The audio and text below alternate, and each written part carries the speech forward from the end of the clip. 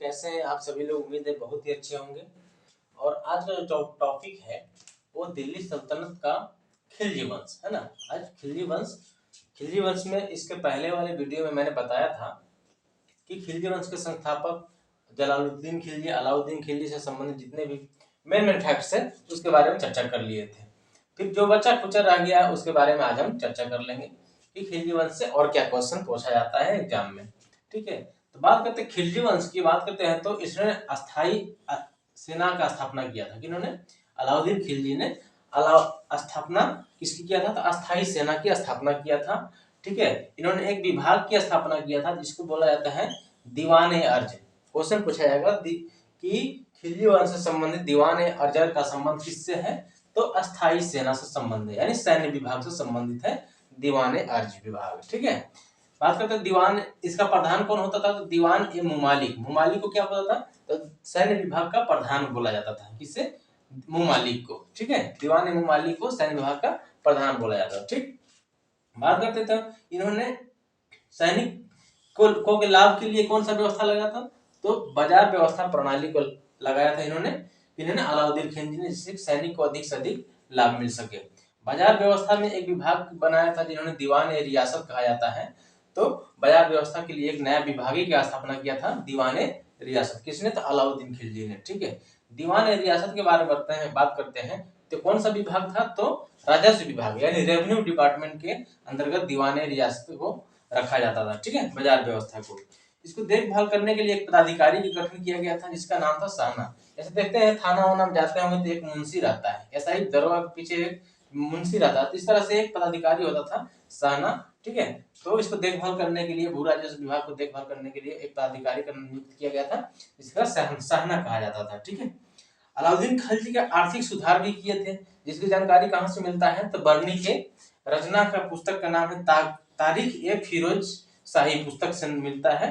कौन लिखा था? तो बर्नी ने। ठीक है, तो बर्नी ने क्या किया?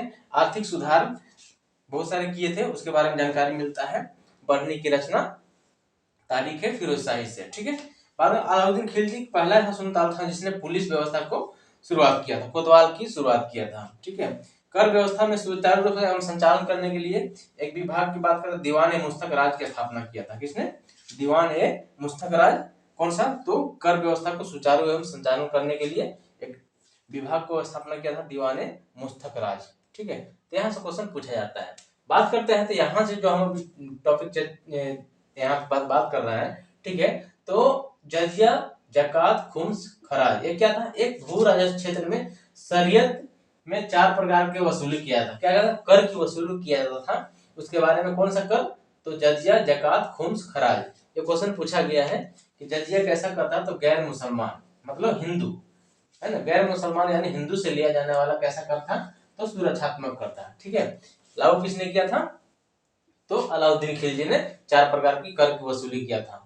जजिया के पहले बात किए थे कि मोहम्मद बिन कासिम ने 712 ईस्वी में जब आया था, मुस्लिम आक्रमणकारी था, तो उन्होंने जजिया को सबसे प्रथम भारत में लागू किया था जजिया को। ठीक है, फिर ब्राह्मणों पर जजिया किसने लागू किया था? तो फिरोज शाह तुगलक वंश के शासक। इसके बारे में अगला वंश आएगा खिलजी वंश के बाद तुगलक वंश, उसके बारे में चर्चा करेंगे। फिरोज शाह तुगलक से संबंधित, मोहम्मद बिन तुगलक से संबंधित जितने सारे फैक्ट्स है क्लियर करेंगे।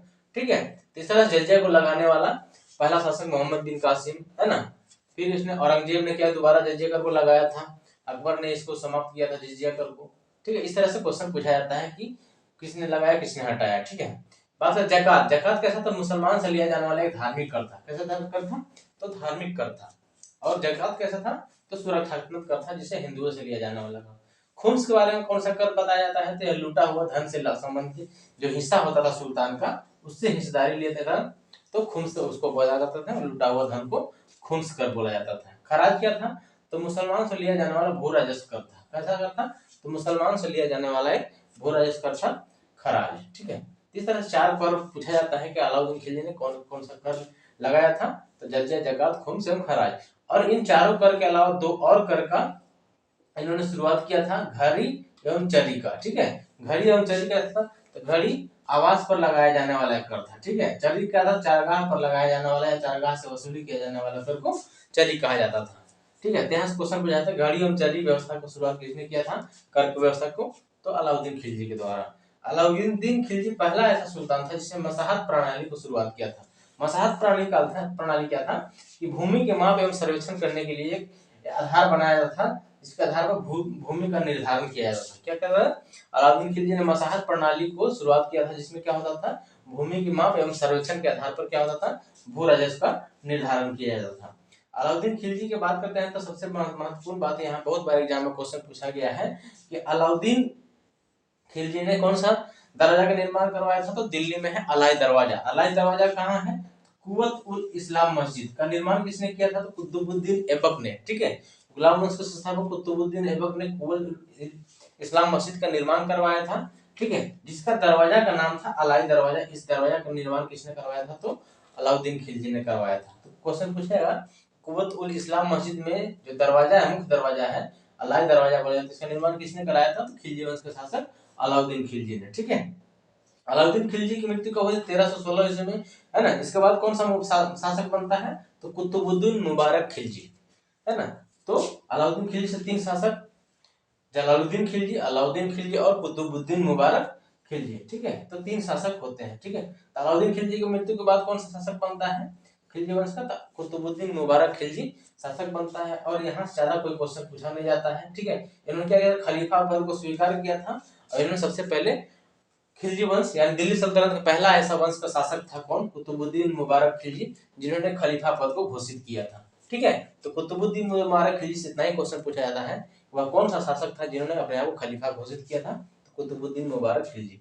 तो उम्मीद है खिलजी वंश गुलाम वंश से संबंधित जितने सारे फैक्ट्स हैं हम क्लियर करने की बहुत कोशिश किए हैं। ठीक है, फिर भी अगर कोई कुछ छूट गया होगा तो हम आप कमेंट बॉक्स में कमेंट कर देंगे, हम उसका भी रिप्लाई दे देंगे। ठीक है, और आपसे रिक्वेस्ट करते हैं कि अगर इस चैनल पर नए हैं तो इस चैनल को सब्सक्राइब जरूर कीजिए, क्योंकि सब्सक्राइब करने में कोई आपको फी नहीं लगता है, कोई पैसा नहीं लगता है। जो पढ़ा रहे हैं वो फ्री में पढ़ा रहे हैं। ठीक है, अगर आप यहाँ से ज्ञान ले रहे हैं तो इस एक लाइक और एक सब्सक्राइब करने में कोई आपका आपत्ति नहीं होनी चाहिए। ठीक है, तो चलिए मिलते हैं फिर हम नेक्स्ट वीडियो में।